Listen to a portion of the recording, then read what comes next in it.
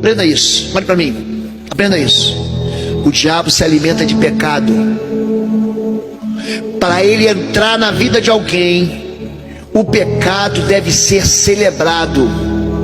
E tem muita gente vivendo pecado em secreto, que por fora, a mamãe dizia, por fora bela viola, por dentro pão bolorento. Tem muita gente vivendo em pecado, achando que o mundo espiritual não vê. Você está sendo tolo. Sabe por quê? Porque o mundo espiritual conhece você, o mundo espiritual conhece a mim, e você tem fama espiritual. Eu e você, queridos, temos fama espiritual. No livro de Atos, capítulo 19, o apóstolo Paulo está ali fazendo maravilhas. É o único lugar na Bíblia que diz assim: então o Senhor, pelas mãos de Paulo, fazia maravilhas em Éfeso. Aí, os 7 filhos do sumo sacerdote da cidade, era um sujeito chamado Seva, saiu para expulsar demônios em nome de Jesus, a quem Paulo prega. Eles entram na casa de um sujeito, e o espírito imundo manifesta violentamente, fala o seguinte: conheço Jesus, sei quem Paulo é, e vocês quem são? Eu e você temos fama espiritual. Então, antes de você dizer que você está sendo retaliado, antes de você dizer que você está sendo perseguido, preste atenção nisso. Viva a sua vida em compromisso de fé. Viva a sua vida com a confissão nos seus lábios. Todo mundo aqui é pecador, querido. Eu sou pecador como você.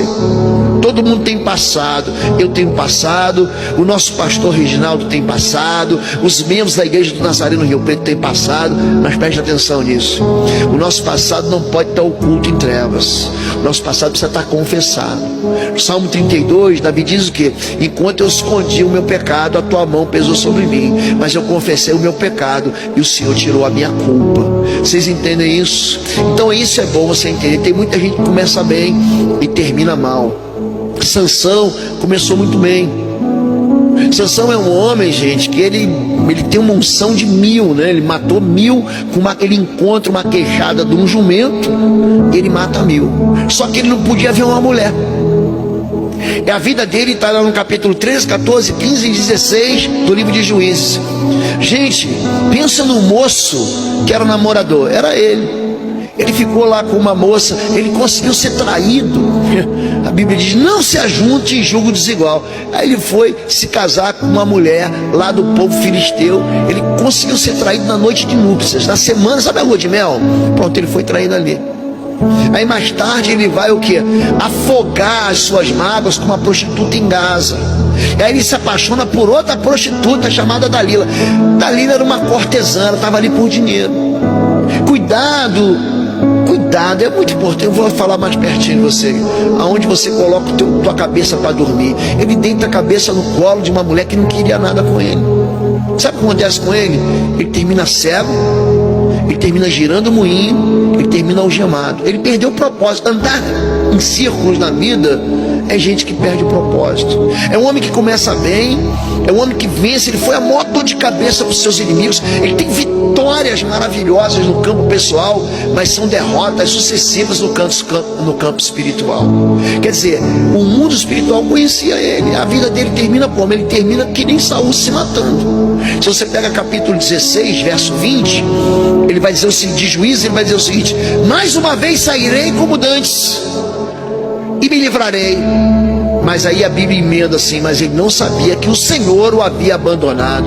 Então tem muita gente que pensa que é evangélico, que é crente, porque foi batizado nas águas. Querido, o Espírito Santo vaza, meu irmão. E você precisa entender isso. Quando a nossa vida é uma vida de iniquidade. Vocês estão entendendo isso agora? Então, trabalhar com libertação vai exigir de você só uma coisa: seja marido de uma só esposa, seja esposo de uma só mulher.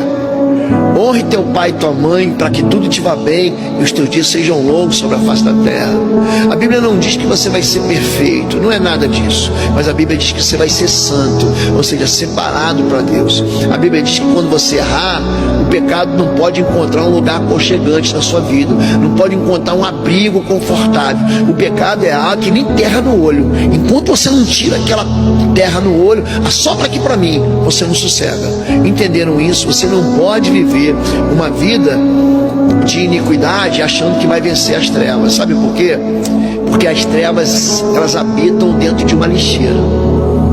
Sabe mosca? A mosca é atraída por aquilo que é podre. É por isso que Satanás é denunciado em Lucas capítulo 11 como Beelzebu, o príncipe dos demônios. Sabe o que quer dizer Beelzebu? Quer dizer Deus das moscas, Senhor do esgoto, Senhor da sujeira. Os piores casos de libertação que eu enfrentei, gente, já fiz libertação com babalorixá, com satanista, com bruxo, com mago, com gente que saiu da Umbanda, da Quimbanda, do Candomblé. Gente, já fiz libertação com todo tipo de gente. Sabe quais são os demônios mais resistentes? Não são as legiões, são os demônios que são convidados na vida da pessoa. São pecados que a pessoa gosta de pecar. São pecados que ela pensa que não tem problema. Eu conto assim muitas experiências que eu tive de libertação. Pecados da amargura. Eu não vou perdoar. Pronto. É ali que ele está. É a amargura, é a culpa, é o ódio, é o ciúme, é a inveja. Isso são pecados que ninguém vai ser excluído da igreja por causa disso. Ele vai guardar um ódio seletivo no coração dele. Você exclui quem cai no pecado da imoralidade, né? Quem comete um crime, essas pessoas são excluídas da igreja. Mas quem guarda e abriga no seu coração pecados secretos, esses são os piores demônios que tem. Você não tem dificuldade, é muito interessante quando o pecado ele é ostensivo, não tem problema, são os pecados secretos. Por quê? Porque Satanás ele habita num lugar de escuridão. É por isso que a gente liga Satanás ao ocultismo. O que é ocultar? É esconder a verdade. E Jesus vai dizer o seguinte: conhecereis a verdade vos libertará. Aqui ele não está falando só de conhecer a Bíblia, ele está falando de você abrir o teu coração, de você confessar as tuas iniquidades, os seus medos, os seus abusos. A gente está hoje vivendo um tempo que você olha para a igreja e o que tem de gente que foi descartada, foi lançada fora, o que tem de gente que guarda no seu coração ódios secretos, pessoas que foram violadas na infância, foram abandonadas, sofreram tentativas de aborto, cujos pais ofereceram seus filhos, famílias disfuncionais. Gente, os demônios estão entrando na vida das pessoas quando elas são pequenas. É lógico que chega aquela fase da adolescência, da juventude, em que os pecados eles começam a ser escolhidos. A pessoa toma uma decisão de pecar.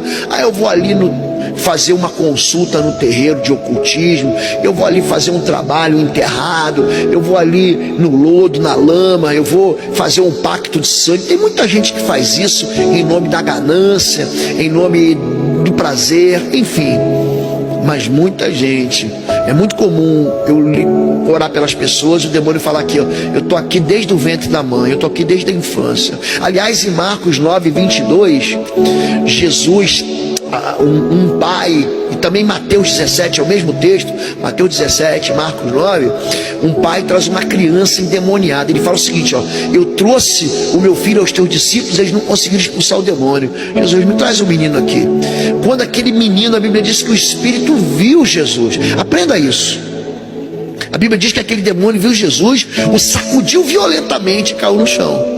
Aí Jesus pergunta, desde quando acontece isso? Marcos 9:22, você pode ler na sua Bíblia. Ele fala assim, desde a infância do menino. Quer dizer, a impressão que a gente tem é que era um jovem, e desde bebezinho, desde pequenininho, aquele demônio atormenta a vida dele. Então são pessoas que estão sendo perseguidas por isso há anos. Entendem agora?